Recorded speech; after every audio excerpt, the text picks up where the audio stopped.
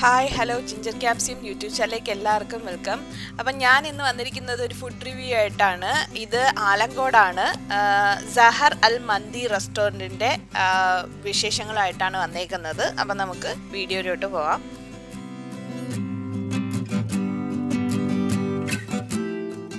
മന്തി കഴിക്കാനായിട്ട് കയറിയപ്പം അവിടെ മന്തി പൊട്ടിക്കുന്നതിൻ്റെ സമയമായിരുന്നു. അപ്പം ഞാൻ ഷൂട്ട് ചെയ്തു, അതാണ് നിങ്ങളുമായിട്ട് ഷെയർ ചെയ്യുന്നത്.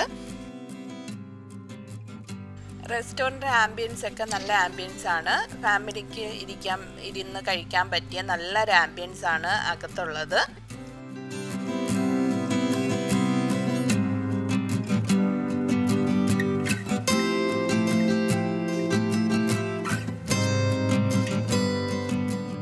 അപ്പം മന്തി പൊട്ടിക്കാനുള്ള സമയമാണ്. ഇങ്ങനെ ഒരു വലിയൊരു ഷീറ്റ് വെച്ചാണ് സ്റ്റീമൊന്നും പുറത്തു പോവാത്ത രീതിയിൽ കവർ ചെയ്ത് വെച്ചിരിക്കുന്നത്. അതങ്ങോട്ട് മാറ്റുമ്പോൾ അതിൻ്റെ അകത്തോട്ടാണ് മന്തി അവർ സ്റ്റീം ചെയ്യാനായിട്ട് വെച്ചിരിക്കുന്നത്.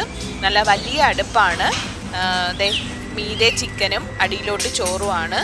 അപ്പോൾ അത് കമ്പി വെച്ച് പിടിച്ചാണ് എടുത്ത് മാറ്റുന്നത്. ആ ചിക്കൻ്റെ ഫ്ലേവർ എല്ലാം ആ ചോറിൽ പിടിച്ച് അടിപൊളി ഒരു മണമാണ്. അവിടെ നിന്ന് നിൽക്കാൻ പറ്റാത്ത രീതിയിലുള്ള മണമാണ്.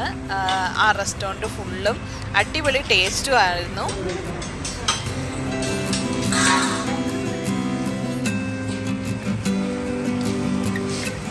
പിന്നെ ആ ചിക്കൻ വേവുന്നതിൻ്റെ എല്ലാം ആ ചോറിലും വന്ന് വീണാണ് അത്രയും ടേസ്റ്റ് വരുന്നത്.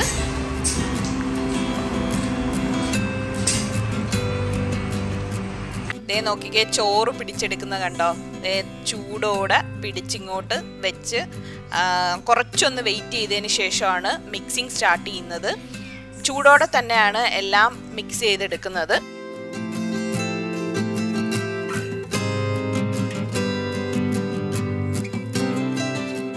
മന്തി ഉണ്ടാക്കുന്നതിൻ്റെ സൈഡിൽ തന്നെയാണ് ഗ്രില്ലിംഗ് സെക്ഷനും. കെബാബും ഫഹവും എല്ലാം അവിടെ തന്നെയാണ് ഗ്രില്ല് ചെയ്യുന്നത്. അടുത്ത പ്രോസസ്സ് നല്ല ചൂടോടെ അത് ഇളക്കി മിക്സ് ചെയ്യുന്നതാണ്. അടിപൊളി മണമാണ് ഇപ്പോഴും തന്നെ. എല്ലാം മിക്സ് ചെയ്തതിന് ശേഷം അപ്പോഴും തന്നെ ഇരിക്കുന്ന കസ്റ്റമേഴ്സിനും പാഴ്സലുകാർക്കും കൊടുക്കുന്നതാണ്. നിങ്ങൾക്കും ഇത് ട്രൈ ചെയ്യാം. ഇത് സഹർ അൽ മന്തി റെസ്റ്റോറൻറ്റ് ആലങ്കോടാണ്. ലൊക്കേഷൻ ഞാൻ ഡിസ്ക്രിപ്ഷൻ ബോക്സിൽ ഇടുന്നുണ്ട്.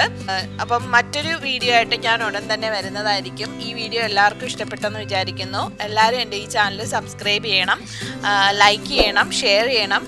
പിന്നെ അഭിപ്രായങ്ങൾ കമൻ്റായിട്ട് അറിയിക്കുകയും വേണം. അപ്പം മറ്റൊരു എക്സൈറ്റിംഗ് വീഡിയോ ആയിട്ട് ഞാൻ ഉടൻ തന്നെ വരുന്നതായിരിക്കും. ബൈ.